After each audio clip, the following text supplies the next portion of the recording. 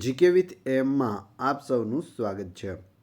મિત્રો, આજના વિડીયોમાં આપણે ગુજરાતની સાહિત્ય સંસ્થાઓ જોઈશું, જે આવનાર પરીક્ષા માટે ખૂબ જ અગત્યનો ટોપિક રહેશે.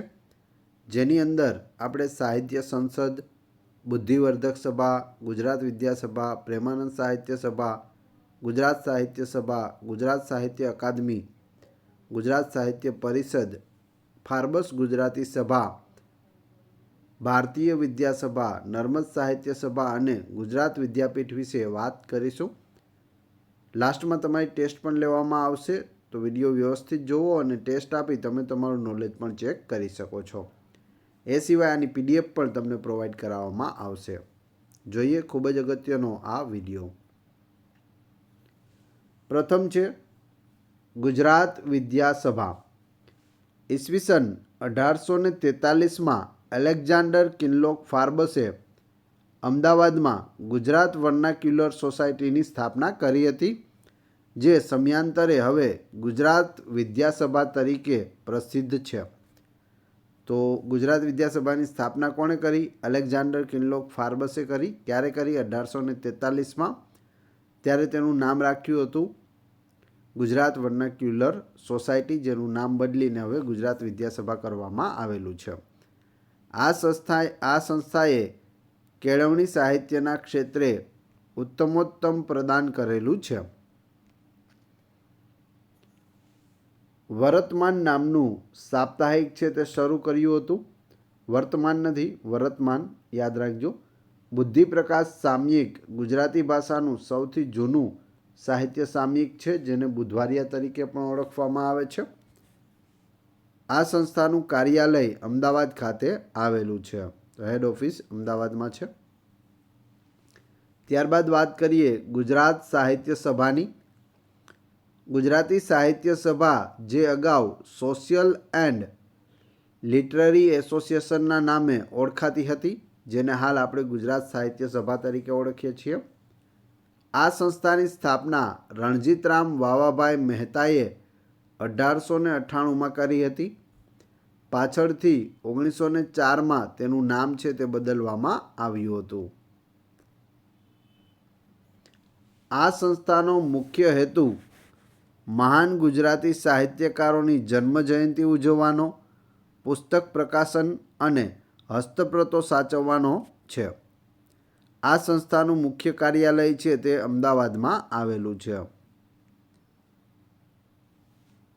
આ સંસ્થા પ્રતિવર્ષ ગુજરાતી ભાષા, સાહિત્ય, ઇતિહાસ, કલા કે સંસ્કૃતિના ક્ષેત્રે ઉત્તમ સર્જન માટે તેના આદ્ય સ્થાપક શ્રી રણજીતરામ વાવાભાઈ મહેતાની સ્મૃતિમાં ઈસવીસન 1928થી રણજીતરામ સુવર્ણચંદ્રક છે તે એનાયત કરે છે.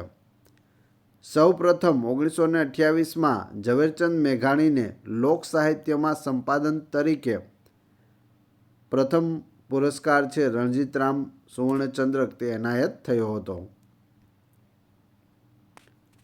ત્યારબાદ પ્રેમાનંદ સાહિત્ય સભા વિશે વાત કરીએ. ઈસવીસન 1916માં વડોદરા સાહિત્ય સભા, જે ઈસવીસન 1944થી પ્રેમાનંદ સાહિત્ય સભા તરીકે ઓળખાય છે. તો 1916માં વડોદરા સાહિત્ય સભાની સ્થાપના થઈ હતી, જેને હાલ આપણે પ્રેમાનંદ સાહિત્ય સભા તરીકે ઓળખીએ છીએ. 1944માં તેનું નામ ચેન્જ થયું છે. આ સંસ્થા વડોદરામાં આવેલી છે. તે સાહિત્યનું પ્રકાશન કરે છે. 1984થી દર 2 વર્ષે ગુજરાતી સાહિત્યના શ્રેષ્ઠ સર્જકની પસંદગી કરી તેને પ્રેમાનંદ ચંદ્રક છે તે એનાયત કરવામાં આવે છે. પૂછવામાં આવે કે પ્રેમાનંદ ચંદ્રક દર કેટલા વર્ષે આપવામાં આવે છે? તો દર 2 વર્ષે આપવામાં આવે છે. શરૂઆત ક્યારથી થઈ? તો 1984થી થઈ છે. આ સંસ્થાનો પ્રથમ ચંદ્રક છે તે મરણોત્તર શ્રી અબ્બાસ મરીઝને એનાયત થયો હતો. ત્યારબાદ છે ગુજરાતી સાહિત્ય અકાદમી. ગુજરાતી તથા સંસ્કૃત ભાષા અને સાહિત્યના વિકાસ માટે, સંસ્કૃતિની જાળવણી માટે વિવિધ યોજનાઓ ધરાવતી ગુજરાત સરકાર દ્વારા સ્થાપિત એકમાત્ર સંસ્થા એટલે ગુજરાત સાહિત્ય અકાદમી. તો કોના દ્વારા સ્થાપના કરવામાં આવી છે? ગુજરાત સરકાર દ્વારા. ગુજરાતી તથા સંસ્કૃત ભાષાએ પણ યાદ રાખજો, સંસ્કૃત ભાષા અને સાહિત્યના વિકાસ માટે, સંસ્કૃતિની જાળવણી માટે વિવિધ યોજનાઓ છે તે બહાર પાડે છે. ગુજરાત સરકાર દ્વારા ઈસવીસન 1982માં ગાંધીનગર ખાતે આ સંસ્થા સ્થાપવામાં આવી હતી. તેના પ્રથમ પ્રમુખ શ્રી મોહમ્મદ માંકડ હતા. આ સંસ્થાનું કાર્યાલય સેક્ટર 17 દફતર ભવન ગાંધીનગર ખાતે આવેલું છે. આ સંસ્થા દ્વારા દર મહિને શબ્દસૃષ્ટિ નામનું મુખપત્ર છે તે પ્રગટ કરવામાં આવે છે.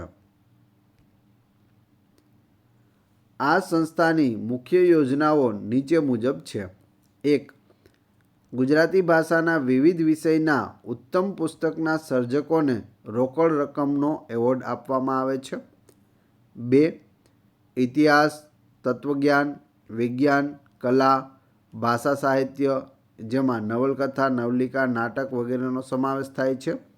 એ સિવાય બાળ સાહિત્ય જેવા વિષયો ક્ષેત્રેની કૃતિઓના પ્રકાશન માટે સહાયક ગ્રાન્ટની યોજના પણ બહાર પાડે છે.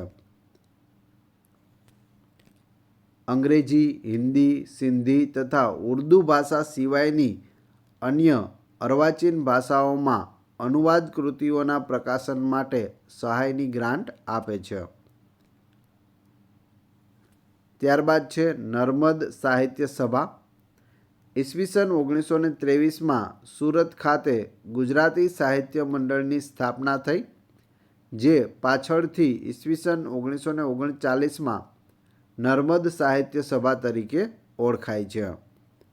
આ સંસ્થા ગુજરાતી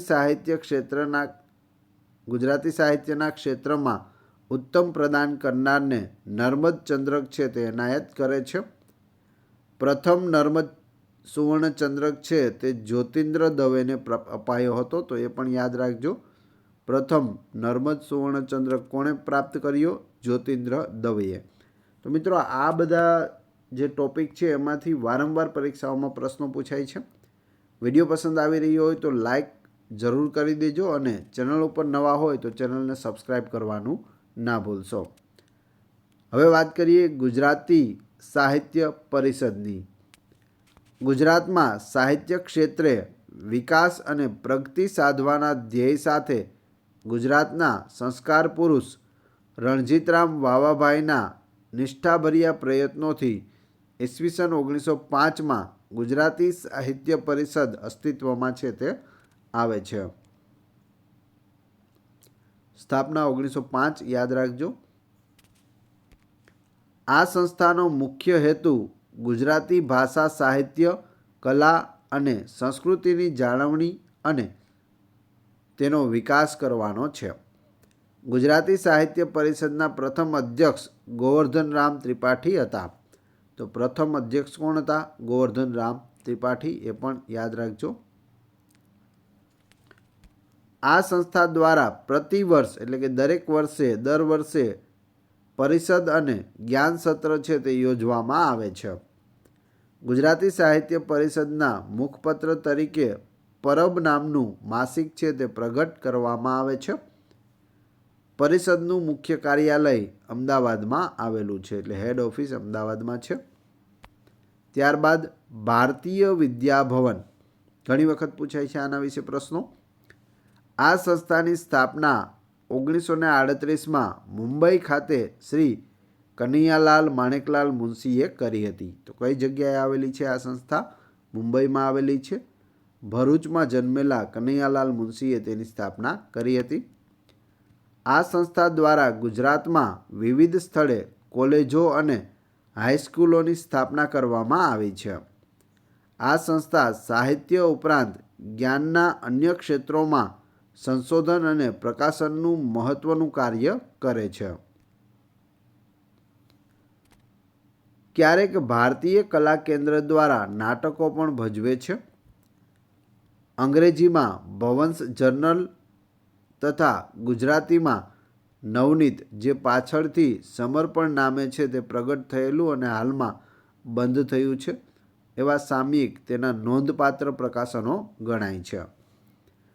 તો ભવંસ જર્નલ્સ કઈ ભાષામાં આવે છે? તો અંગ્રેજી ભાષામાં અને ગુજરાતી ભાષામાં નવનીત અથવા તો સમર્પણ.